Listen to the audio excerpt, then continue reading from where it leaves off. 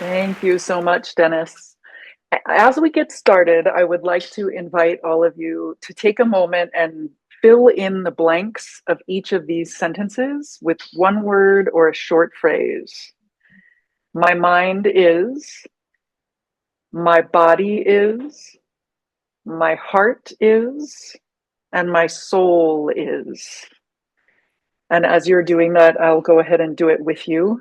My mind is waking up. My body is, my heart is excited, and my soul is clear. That will make more sense in a moment. Maya Angelou said, words mean more than what is set down on paper. It takes the human voice to infuse them with deeper meaning. One of the things that this points me to is that we are all born with our very own flavor of charisma, a 1 in 8 billion radiance that is as unique as our fingerprint and that travels on our voices. Unfortunately, we've all been conditioned to suppress that radiance, to bury it and tame ourselves, hiding it beneath masks and armor and veils, driven by all of the shoulds. My first coach used to say, you're shoulding all over yourself. In our Western world, we are raised in a system that does should all over us. And then most of us, as our brains are developing in our teens and young adulthood, are left with two choices. We blindly follow or we blindly resist.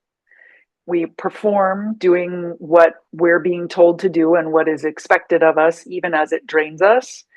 Or we swing in the other direction and we rebel against every rule and every should that we're hearing, just as if to say, no, because you said so. And neither of those paths, the blind following or the blind rebelling, is true freedom. And some of the shoulds that we're hearing that affect our voices, literal and figurative, are don't be too big, don't be too much, don't take up too much space, don't be too emotional. And our emotions, our energy in motion, and our presence, our charisma, our radiance walk hand in hand. We suppress our emotions by suppressing our breath. And over time, that holds back the full resonance of our voices. What it's going to take to create meaningful change in the world is not the loving rebels and wild-hearted leaders of today showing up in the presence and with the voice of what we're told we should be, of who we were tamed into. It's going to take showing up as the powerful, one-of-a-kind, intuitive, radiant, creative force that we actually are. I want to invite you now to close your eyes or look away from this two-dimensional device in front of your face and imagine that you are the one with the green light pointed at you giving a presentation like this. And as you imagine that, notice your mind, your body, your heart, your energy, your breath. And then you can go ahead and open your eyes and look back at the two-dimensional device. When I was 7 years old, my mom found me in the garage in our backyard talking to myself. I had been playing make-believe with friends, making up stories, pretending to be Cindy Brady from the Brady Bunch, and kids being kids who didn't grow up to be actors like me. They all got bored and went to the pool, and I said, okay, I'll be there in a minute. I'm going to finish the story. And that's when my mom threw the garage door open, And it's clear now it was my first spotlight of a kind. And instead of her saying, "What are you doing? Stop that," she took me to an acting class. And in the theater, I found my first spiritual zone, a community of people that were creative, that held a mirror up to life, and that were able to be deeply present with me in a way that most of the world was not for a very long time. And I was also free to be me, to express my fire, to let the dancing molecules that were being told to sit still and behave in class out on a stage. And still, I took the good girl path in my life. I was the first in my entire family to go to college. I got a job right out of college, started supporting myself. I was employee of the month. I was promoted up the chain, eventually left one job and found myself in one of the most masked up, protected places in the world, the Silicon Valley. I was still doing theater at night and on the weekends. And one Monday, after a show ended the weekend before, someone asked me to fax something, and a voice inside of me screamed, "Don't you know I'm meant for greater things?" And I was one of those kids who came in at like, up until 5 years old, knowing I was here to do something. And I also realized that I was the one keeping myself small at that point. I was the child of two alcoholics who met in Alcoholics Anonymous and had me. So I was the sober baby with an extra layer of pressure to choose the good girl path. And around that time, I was also feeling a call to go toward a more aligned life. And I was resisting it. And there was an exercise in my favorite acting class of all time where normally you would be up there with a couple of other people. And on that day, I was up there all by myself doing the exercise. And I kept kind of pulling myself together and putting on those "I'm fine, I'm capable, I'm good, I've got it all pulled together" masks and armor in front of my heart that I was so used to wearing and protecting myself with in that day job in the Silicon Valley. And Richard stopped the exercise. I'm pretty sure he took off his glasses and said, "Whatever it is you're doing in between these vignettes, stop doing it." And I said, "I'm not that comfortable having everyone's eyes on me." And he said, "Then you've picked a strange set of careers for yourself. You're an actor, a teacher, a leader, a speaker. Part of you wants this. Part of you knows you're meant to be here." And that cut through my armor, my veils, my masks, my shoulds. It even felt like he was talking through time, through the decades of building up all that armor and protection to the dancing 7-year-old me. And I also, all parts of me, deeply trusted him and the safe space that he held. So I jumped back into the exercise and was actively releasing the armor and letting go of the masks and releasing my infamous jaw tension. And it felt like I was on fire, like burning fire and ice melting at the same time. And I would be laughing hysterically in one moment that felt inappropriate, or crying in a scene that didn't make sense. And I just kept going and finding creative ways to respond. And what I realized when the exercise was over, it was like my first moment of oneness that lasted beyond the acting and occurred outside of the playing of a sport. I could see and feel what kind of a day everyone else in the room was having.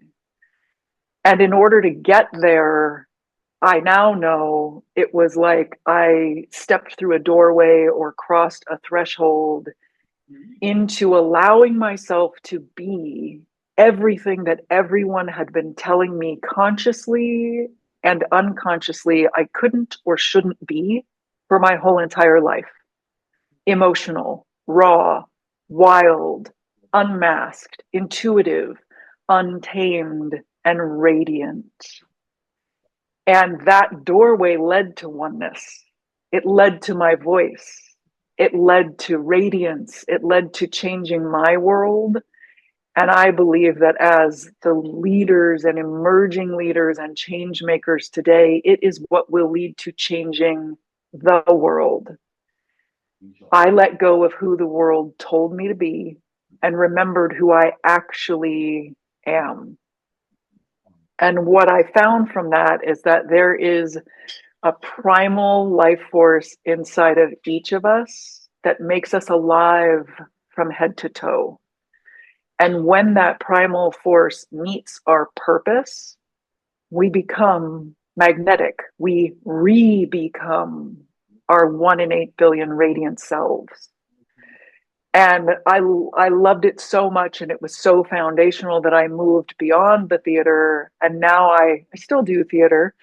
And I also help wild-hearted leaders shift the vibe in the room when they speak, to let go of who they were told they had to be and step into the untamed, radiant pulse of their purpose, the primal power of their voice, so that they can ignite meaningful change when they speak.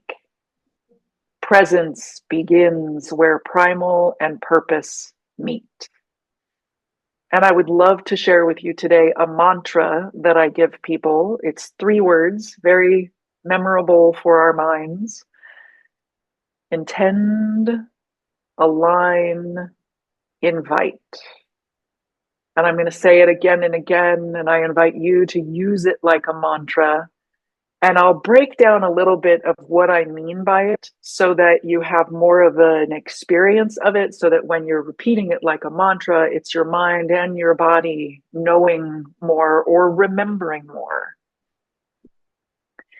Intend is setting the intention for what we want to create, not what our protectors want us to avoid or what the world told us we should avoid.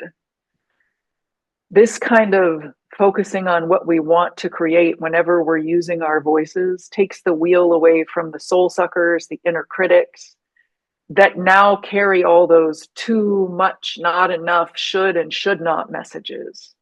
And it puts it on what our higher self, our soul, our purpose-driven part of us, what we are here to create. Intend, align, invite. Aligning is aligning our body, breath, and energy with our fullest expression, our soul's expression, with our version, each and every one of us, of our 7-year-old dancing in the garage spotlight, or the quiet, intuitive whisper within us that doesn't quite look like anyone else in the room who's told they are a leader. And we can do that by opening our hearts, by breathing a deeper, more nourishing breath and allowing that to support the sound of our voices, by allowing ourselves to take up space and hugging the room with our energetic arms. Intend, align, invite. Invite is listening to and feeling the sometimes nonverbal, if we're on a stage talking or leading from a podium, listening to and feeling the nonverbal half of the conversation. The facial expressions, the body language, the energy in the room. Intend, align, invite. And now I want to ask you to close your eyes or look down. If your body says no to closing your eyes, just look away from the two-dimensional devices and imagine again that you're here on Zoom. You're seeing faces on the screen. You're feeling the energy. You're knowing people will listen now and in the future. And notice your mind, your body, your breath, your heart, your energy. And notice what's different when you're living into intend, align, invite than the first time. And then go ahead and open your eyes and come back. Only by reclaiming the primal power of our voice and speaking from the radiant pulse of our purpose can we transform the vibe in the room when we speak. And that is how, together as a chorus of humans, can we help raise human consciousness and ignite meaningful change. And I'll close today with a question. What is the threshold that you are called to cross? Mm.